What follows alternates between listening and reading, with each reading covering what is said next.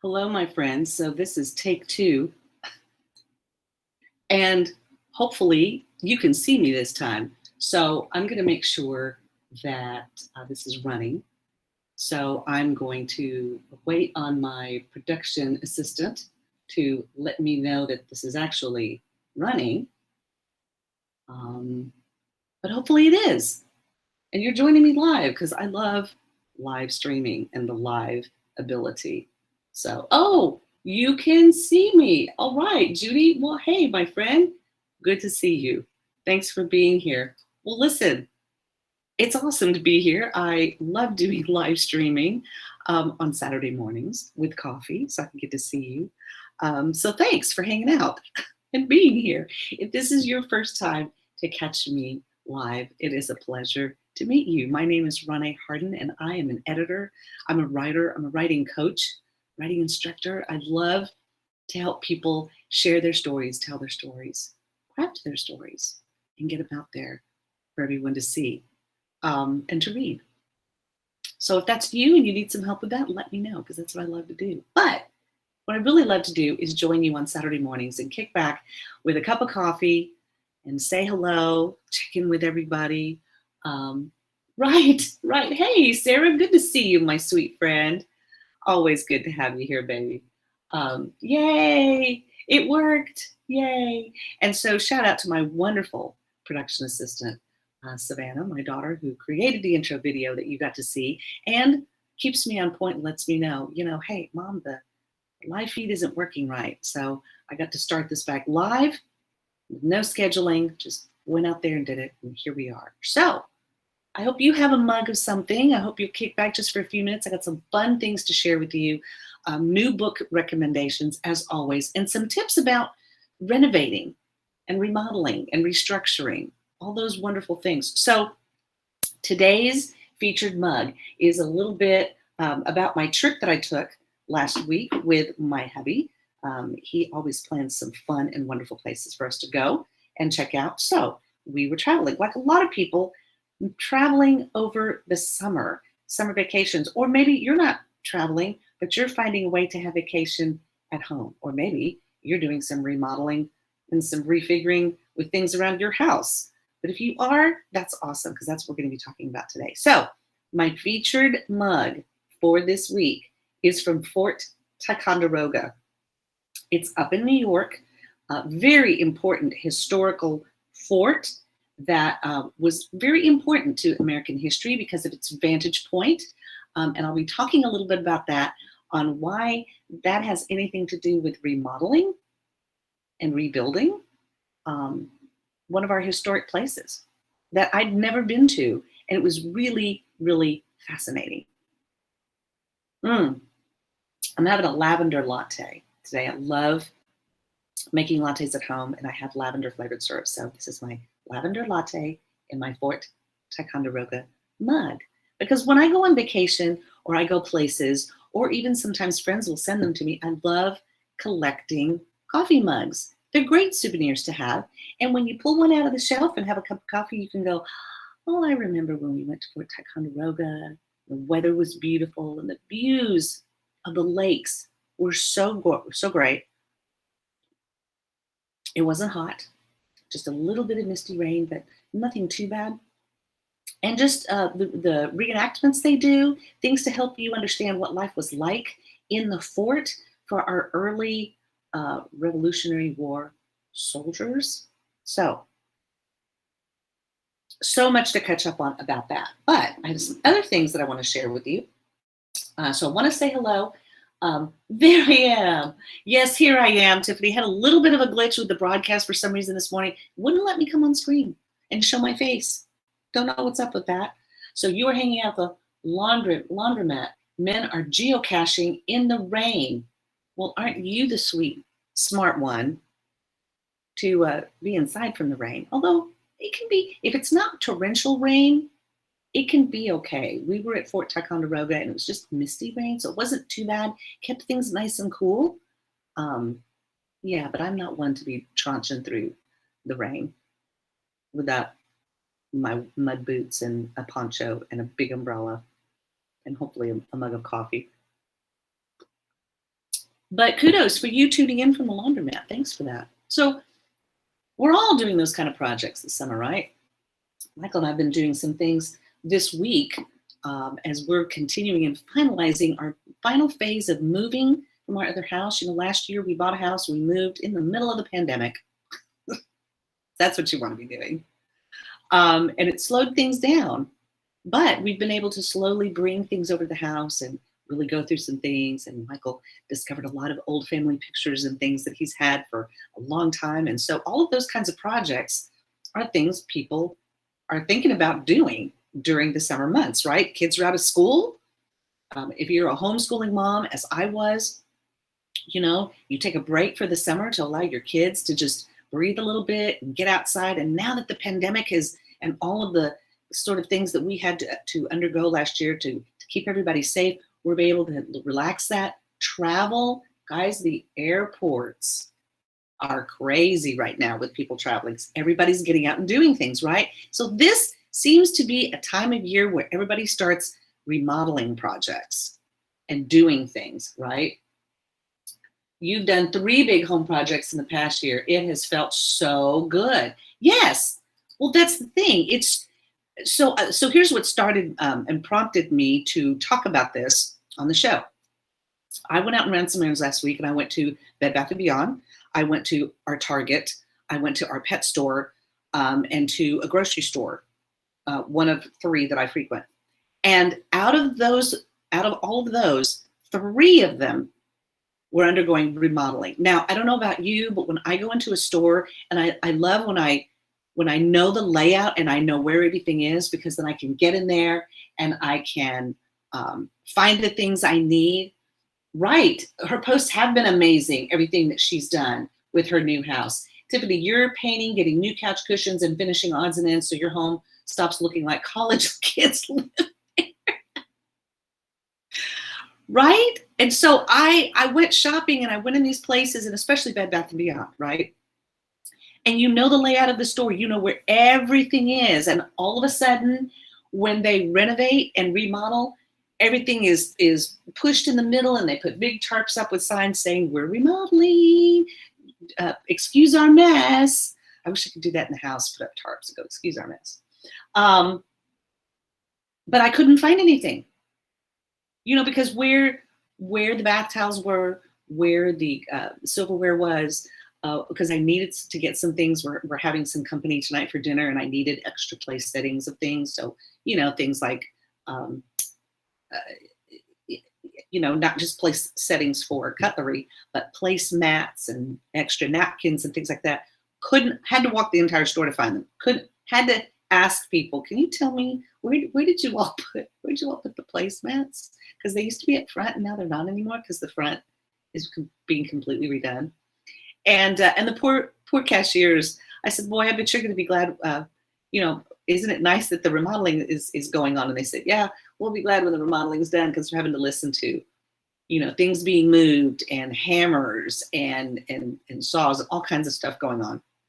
So while the remodeling process is kind of messy and sort of inconvenient, and you're stepping over things, and it's not, when you get to the finished product, it's amazing. Like Sarah's house, so she had to clear everything out. She has 3 children underfoot while she's trying to do all of this, painting walls, pulling all the furniture out, right? Having to do all of those things to make things look great, to give it a fresh coat of paint, to pull up old carpet and put new carpet in, to put things in, to move the stores where are redoing their designs, and they're pulling things out from the back that used to be in the back and moving them more to the front, and making the flow of the store a little bit easier for people as they navigate. All of those things that are done in a renovation process, right? And you have to take in, of course, the cost of supplies. And because of the pandemic, the supply chain has been slowed down, so some things are delayed. But what an interesting fact is that from 2017 to 2019, homeowners spent $522 billion, with a B, $billion taking on an estimated 115 million projects. And of those projects, okay, it was the kitchen last summer and the living room this spring, not easy rooms to keep the little dudes out of. I know, especially when they're wanting to go there and get food, right? Or where do they sit down and eat? So of those, of that $522 billion spent on home improvement projects, from March 1st to August 15th of last year, so this is right in the thick of the pandemic with the lockdown and everything, 76% of US homeowners took on home improvement projects during the coronavirus pandemic. Now, you might think, good grief, why? Well, think about it. People were home. People were home and finally had the time, because you know how when we want to do a remodeling project or we want to do what we talk about, well, we're going to do that later. And somehow the month of July, the months of June, July, and August tend to be the months where people want to do those kinds of projects. But honestly, there's different months that you want to do your projects based on what they are, because it has to do with availability of supplies, the temperature. Imagine, yeah, people were stuck at home staring at those abandoned projects. Exactly. So because they were home looking at it, and they thought, well, I talked to our pool guy when it came to doing things, and he was getting so backlogged because all I wanted to do was have light bulbs. We have light bulbs in our fountain that come on, and we just wanted to have them replaced. And he was like, I'm sorry, we're going to do it, Renee. And I told him, I didn't think you were, blowing me off. But he said, literally everybody now has decided to redo their pools or put in a hot tub or redo their backyard or, everybody started getting around to those projects that they had put off for a while, right? Right, exactly. And you said, Savannah, you said you too, yours has been a lot of cleaning and purging more than renovation. Yes, that comes under that. That's part of that restructuring that we do. Not necessarily buying new things or getting new things, but we're taking the existing space that we have and we're restructuring it to make it flow a little better. I don't know that Bed Bath & Beyond is spending a lot of money on fixtures and things, but what they are doing are taking their existing fixtures and restructuring them in a way that makes the flow of the store a little bit better. They're getting, we're going to be seeing back to school things start showing up in the stores here in a couple of weeks, right? Because school is going to be starting back. And so a lot of people are taking on these kinds of projects. And it's really fascinating how that happens. So certain projects take on certain time limits, right? And how many of you have done a project where you think, okay, I'm going to get this done in like 2 weeks, and it ends up taking 2 months or 6 months, right? So we sometimes, even though we factor in time, there are other factors that come into play that affect that time, right? And sometimes our projects are pushed back a little bit. Sometimes there are things that come up that we weren't expecting that kind of throw a jank into the timeline and extend it a little bit. Or maybe you catch a break and you find an easier way to do it and you're able to complete your project earlier than your deadline. That's always fun. So remodeling, renovating, restructuring. Well, that's what I do as an editor with writing. When people come to me and they want help with their manuscripts or their stories, what we do is we take the existing words that they have and we restructure them, we reshape them, we remodel them. We pull out the old things that don't really work or serve the author's voice and story, and I add in new words or show them how to take their existing words and polish them to make them sound stronger and better and clearer and concise, right? Because that is so important. Everything you do, you get way too ambitious, right? A lot of people do. They get very ambitious, and that has to do with us setting expectations and goals for what we want to accomplish. The living room was supposed to be 3 days. We were out of town. Nope, 2 weeks, right? Advice: ask for a realistic timeline instead of assuming one. That's huge, Sarah. That's huge. And so one of the things I like to do with authors that I work with is that I have a spreadsheet. And I ask them, the first question I ask them is, well, when do you want to publish your work? What's the date? What's the target date you have for publishing your work? And then we backdate that. And I show them, because they think publish means just hit a button and hit send, but there are so many other steps that are involved, especially if you're self-publishing.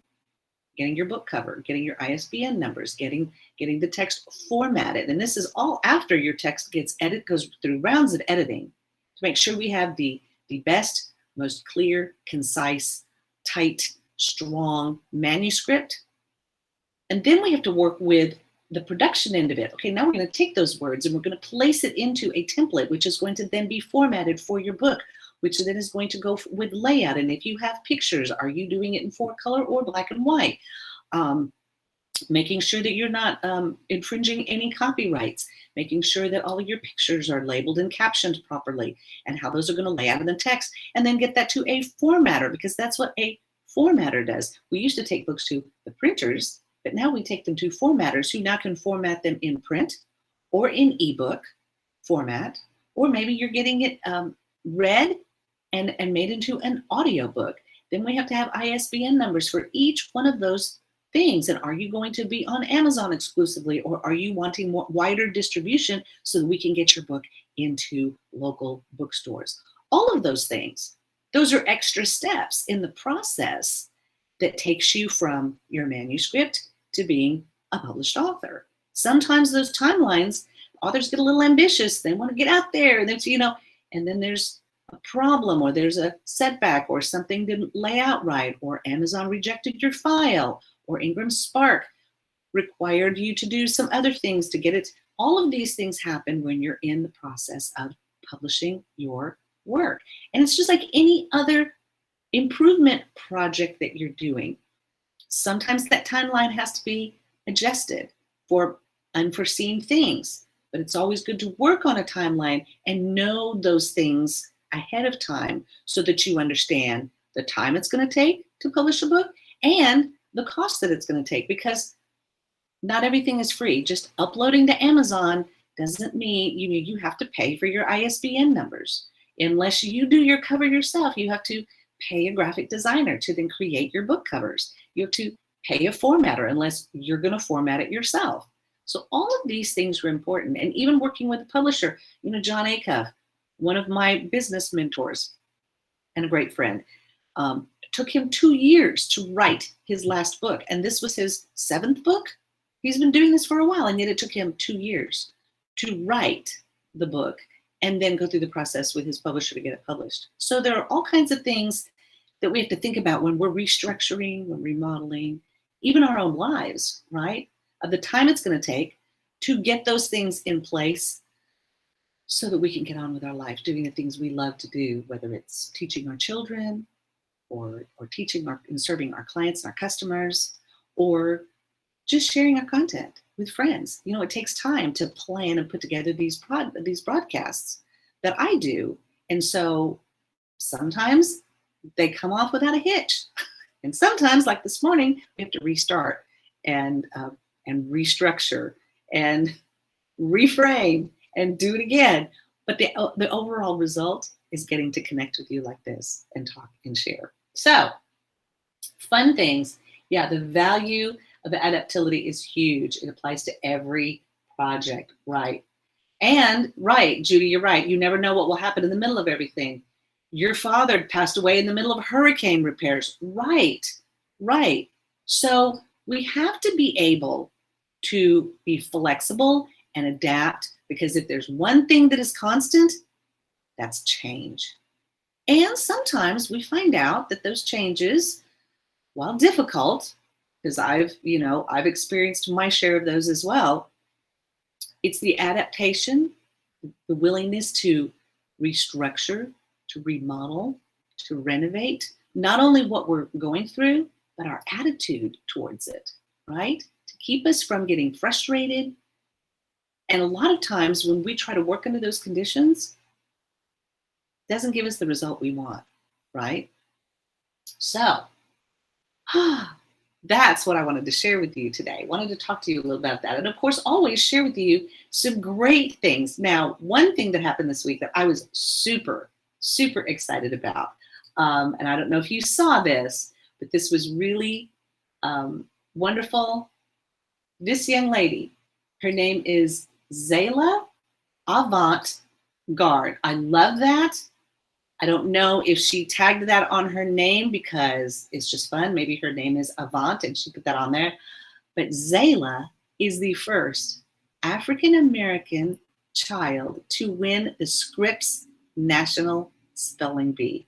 I was super excited for her to work that hard and to win that award. Imagine how much work that took, how much time that took, and yet look at the end result. She got to celebrate. Look at her smile. So excited for her. So congratulations, Zayla, on winning the Scripps National Spelling Bee. It was so fun, right? I know, it's so cute. So cute. And, you know, it's a huge thing. I shared a post on my page the other day about, boy, what if we had an adult spelling bee? What that would be like. That would humble some folks, right? So we got people sometimes out there sharing content and they're not paying attention, and autocorrect is not our friend. We know that, right? So here's something a little bit interesting that I wanted to share with you about our trip, because I found this really fascinating. So Michael and I went to Fort Ticonderoga, as I shared with you, and I'm going to share a picture of the fort. It's huge, right? I don't know if you can see it, but oh no, I want to do this one. Here we go.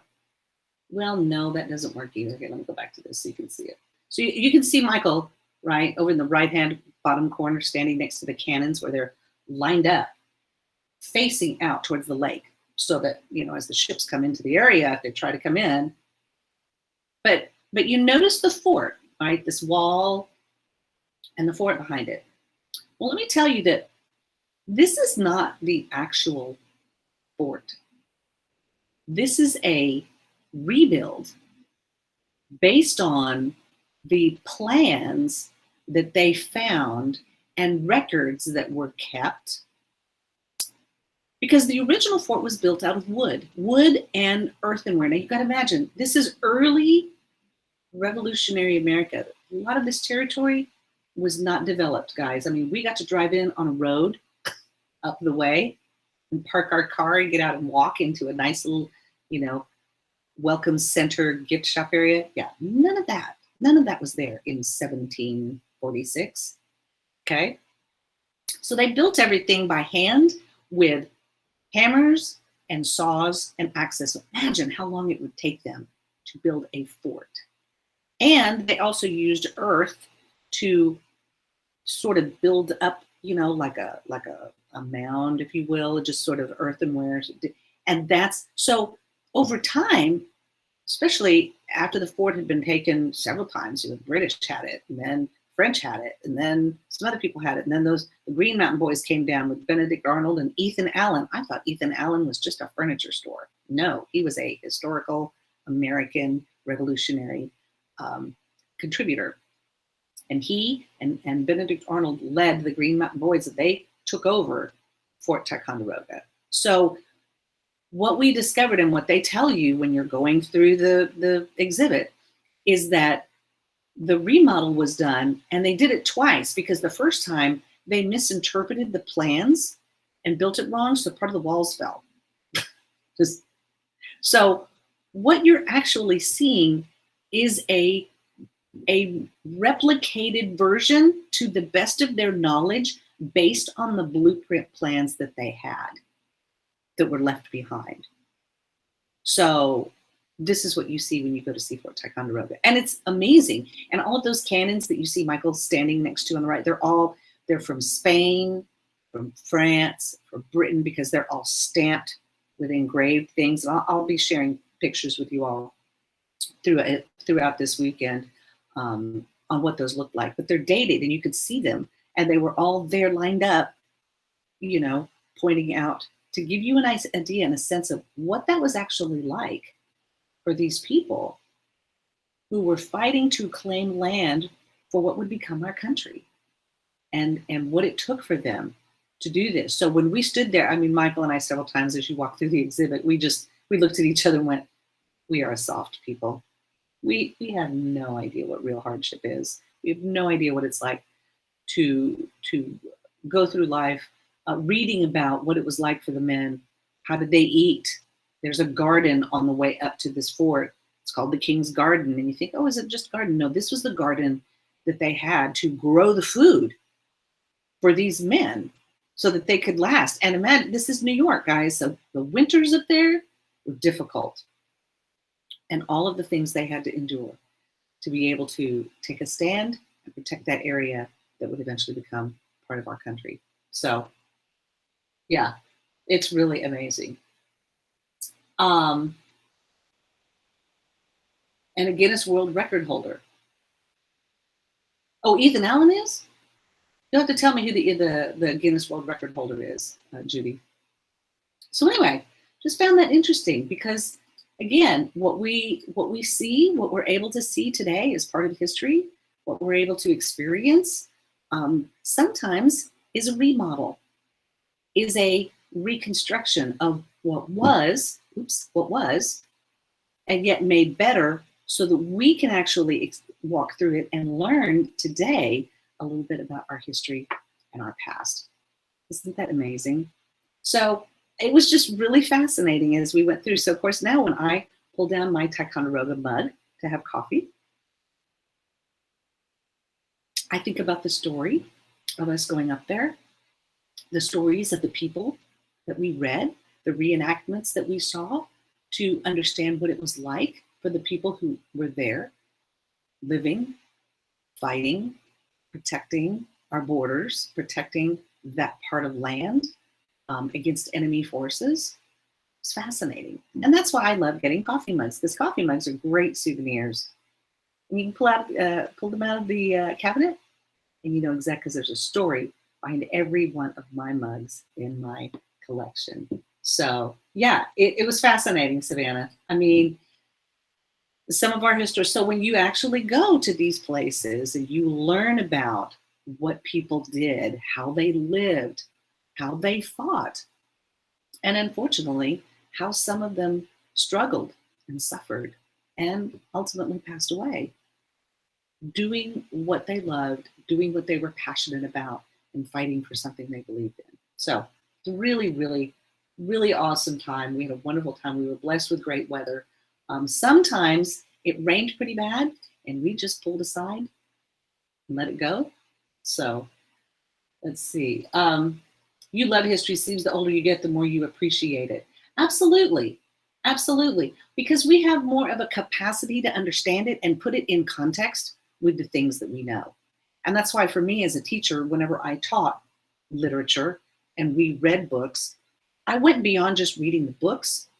And we were fortunate at our school in that the history program was following. We did things in a 4-year cycle, so they were time periods. So whatever we studied in that time period, the history, the language arts, the discoveries in science, even the discovery of concepts in mathematics and art, we learned about them all within a context of a timeline, so you could understand what were people going through, what influenced them, what made them want to write or paint or create or build, what influenced those passions by those people.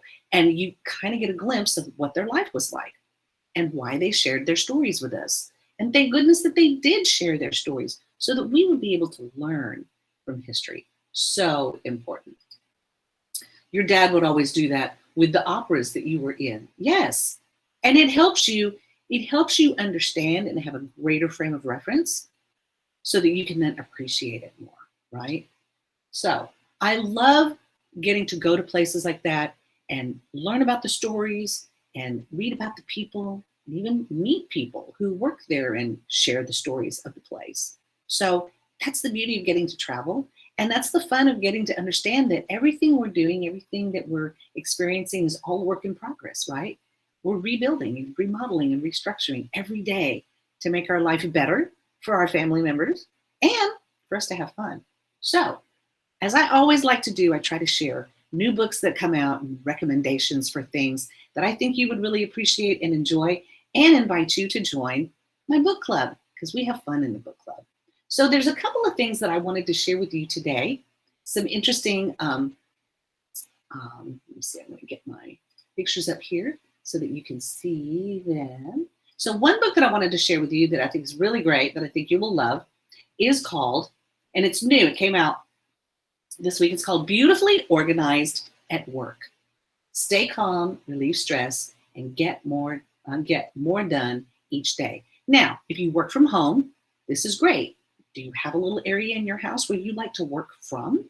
Or maybe you have an office space that you want to reorganize. Well, this book is written by a lady named Nikki Boyd. And if you don't know about Nikki, you need to check out her YouTube channel called At Home with Nikki. I'm going to put it here on the screen. Let me see if I can find her.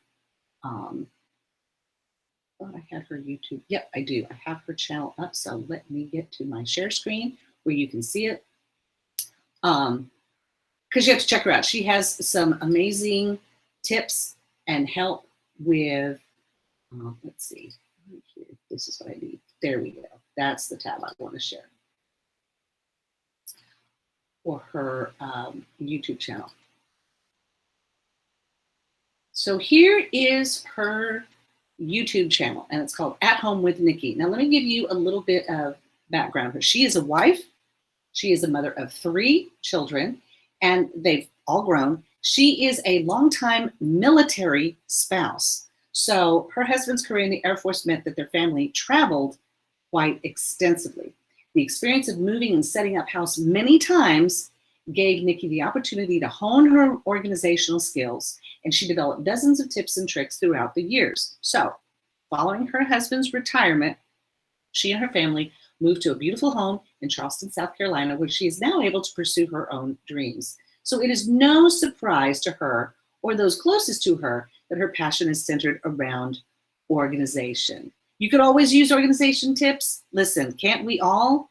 We can all appreciate some of those. So Nikki now runs her own professional organization firm, and At Home with Nikki is in Summerville, South Carolina, and she helps people to create beautiful, organized spaces within their home and work environments. So, excuse me, check out her YouTube channel. She's got lots of great videos on how to update things, how to renovate things, and her new book came out, Beautifully Organized. So if that's something that you love and you're in the middle of doing some of those projects and you would like to, research some other options, or maybe listen to, and I'm all about the women who also do the home edit and have all of their stuff at the Container Store. Love that.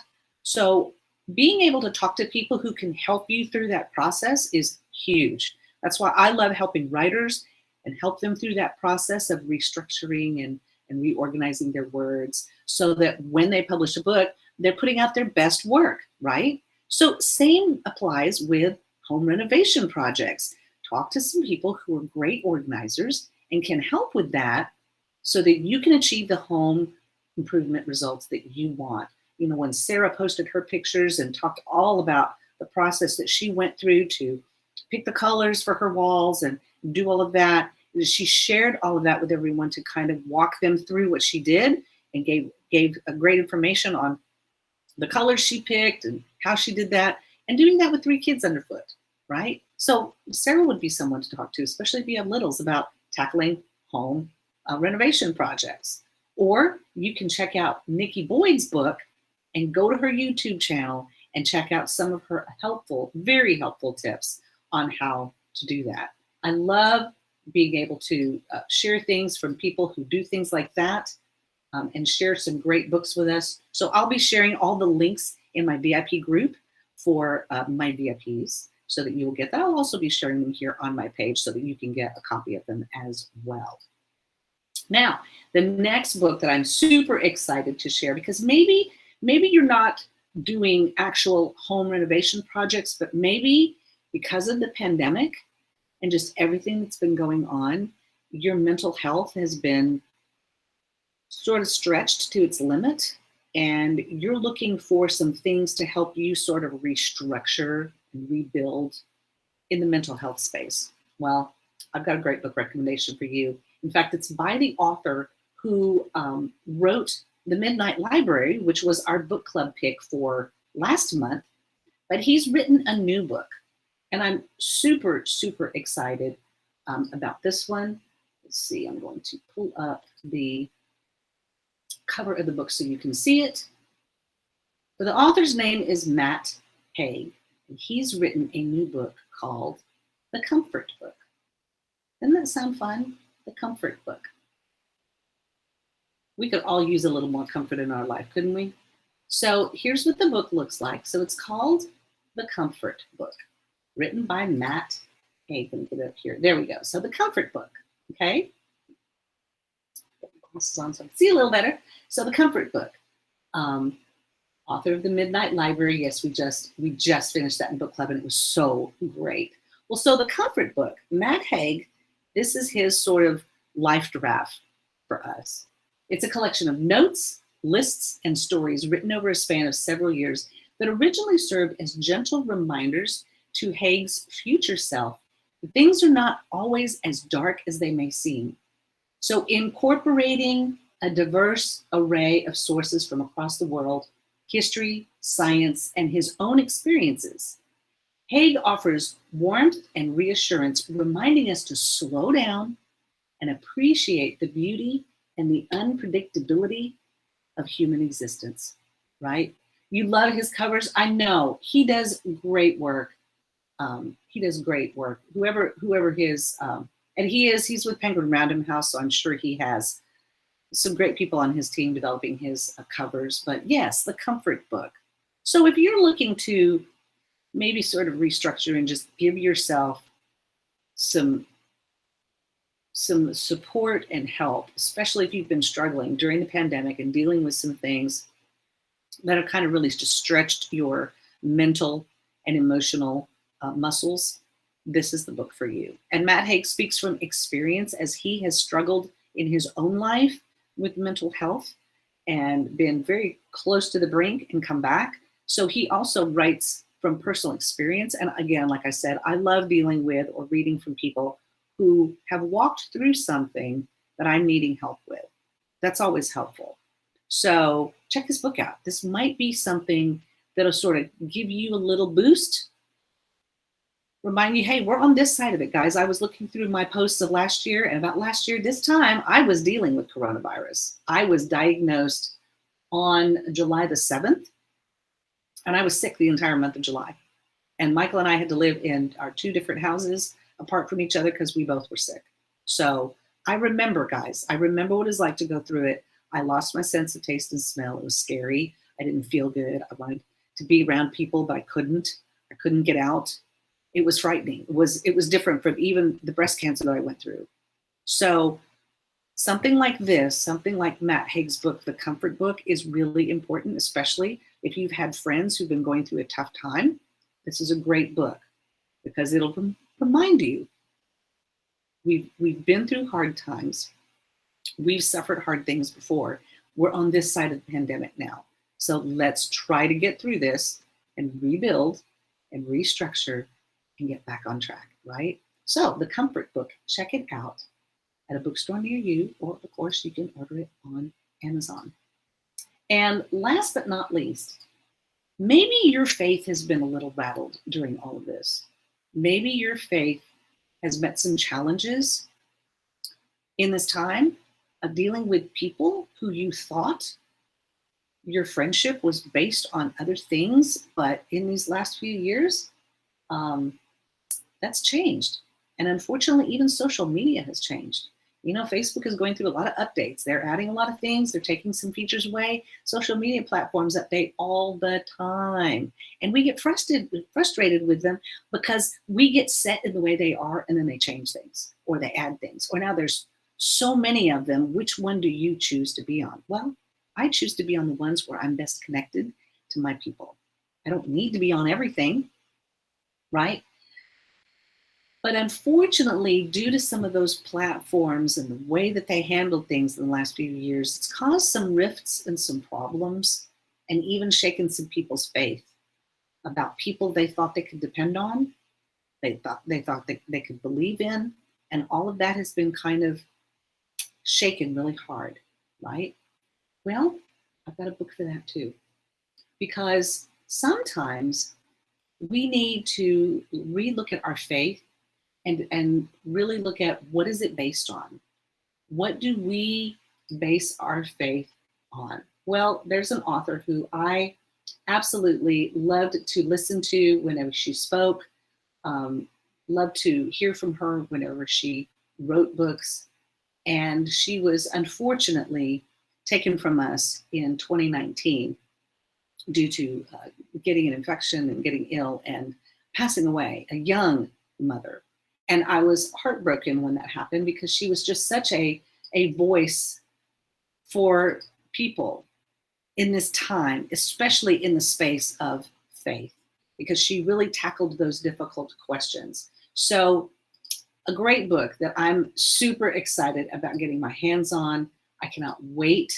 Um, I've already pre ordered it. You can pre order it now and get a copy of it so that when it drops in November, you will have a copy of it. And it's the last book that Rachel Held Evans was working on before she passed away, and it's called Wholehearted Faith. Now, if you're familiar with Rachel's work, she wrote Searching for Sunday. She wrote a great book called Faith Unraveled, where it's about her own faith walk and how she kind of had to unpack some things and go back to scripture and look at them and really solidify her own faith. So if you've had that happen to you and you've been sort of disillusioned about the church or faith or some of your relationships with people in the church, and you've gone through some disappointments, this is really going to be an uplifting book. So at the time of her death in 2019, Rachel was working on a new book about wholeheartedness.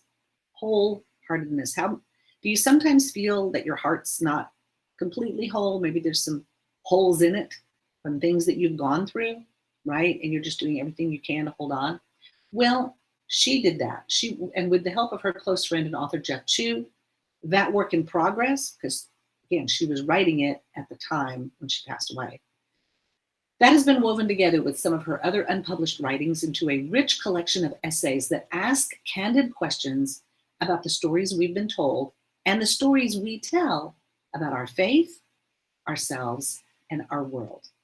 This book is for the doubter and the dreamer, the seeker and the sojourner, those who long for a sense of spiritual wholeness, as well as those who've been hurt by the church but can't seem to let go of the story of Jesus.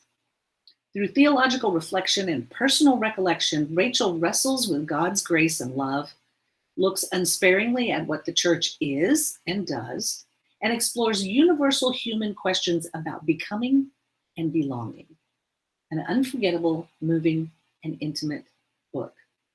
Rachel Held Evans is widely recognized for her theologically astute, profoundly honest, and beautifully personal books, which have guided instruction, edified, reshaped, remodeled, reconstructed Christians as they seek out to live a just and loving faith. So, how will you be remodeling and restructuring as we go through the rest of this summer? What are some of the projects you're going to be working on? Maybe one of them might be you. I know I've been doing some of that myself. Just looking at some of the things in my life, some of the ways that I do things, the ways that I connect with people, and I want to have deeper, long-lasting, uplifting, and encouraging interactions with everyone that I come in contact with. And sometimes we do that over coffee. We do that in my book club, and we are reading a fascinating book called The Library Book. I love this book. So all of the books that I've listed in the broadcast, I'll be sharing the links to on my page right here in my VIP group. Those of you who know me, if you just want to know, hey, Ronnie, what book were you talking about on Saturday? Hit me up and I'll let you know where to get it. But I am excited that we are reading through The Library Book by Susan or lean. Call this a biography, yet call it a mystery about an event that happened in 1986, a fire that took over the Central Public Library in downtown Los Angeles. It's a fascinating insight into what a library is, what it does, its purposes, beyond just what you think they are, of just going to check out a book and taking your books home and returning them. But it looks at the inner workings and the role of what libraries have been in our country and how they serve the greater population. So if you want to get in on this, just drop me a note, or you can contact me through my website and let me know that you want to be a part of the book club. So here's the link. You can go right here to reneeharden.com/contact. Let me know, select Through the Pages Book Club. Drop me a note and say, I want to be in the book club. We have some great discussions about what we're reading, what we're learning, and it's just a fun time. I mean, the hour and 15 minutes goes by so quickly, but we have great fun in the discussions. If you haven't read the book and you think, oh, well, I'm behind, I won't have time. No. Jump in, because we're going to be having a discussion on on Tuesday, but then we're also going to have one on July the 27th. So you still have time to get the book, to read the book, and then join us for our fun discussion. Because we do that. I pick a book each month that we read and we enjoy and we discuss and we learn from each other. We learn how to restructure and reframe by collaborating with each other, because iron sharpens iron. And I hope that you would give me the opportunity to share what I love to do, talk about books, read books, and drink coffee. So if you've been thinking about joining a book club, join ours. Come on in for a month or so. Check it out and see what you think. We have wonderful camaraderie with the folks who are able to join the discussion. And I also will put you on my email list, where you'll get all of my email mailings about what's going on in the book club, and sharing with you just all of the tidbits and tricks that I like to share right here, because we know how social media can be. Sometimes you see it and sometimes you may not, but that's okay. That's why we have these platforms. We have multiple ways of staying in touch with each other. So I hope that you will join me next Saturday. I'll be broadcasting live from yet another fun location, because we're going out of town again. And I can't wait to share with you all the fun things that we're seeing and doing as we travel and experience all the stories that are going on around us. What kind of stories are going on around you? I would love to hear some of the stories that are going on in your life and going on around you. Share them over a cup of coffee even.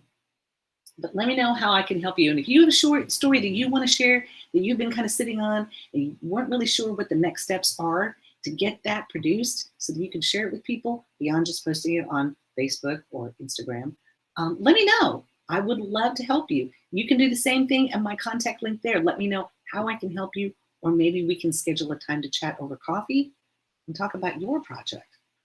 How's that sound? Well, guys, thanks for being here. Always a pleasure to have you here live. Thanks to everyone who's been in the live comments. I just appreciate everyone chiming in and saying hello. To those of you who've been watching via replay, again, thank you for taking the time to check back with me and to tarry with me while I chat about all the fun things. I would love to hear how you're doing. Please let me know. Share how I can help you tell your story. And I hope that you'll join me back here next Saturday for another edition of From the Editor's Desk. All right? So guys, get out there and make this weekend fantastic. There's stories going on around us all the time. How will you contribute to yours? And more importantly, how will you help grow and contribute to the stories of others? Let's get out there and make this weekend fantastic. Love on your family and friends. And I hope to see you next weekend, where we can get together and chat some more over coffee. All right. Love you too, Judy. Thanks for being here, my friend. Love you bunches. And I'll be back next week with more coffee and sharing more fun stuff. All right. Guys, get out there and share your stories. Can't wait to hear about yours. Okay. Take care. I'll see you next weekend.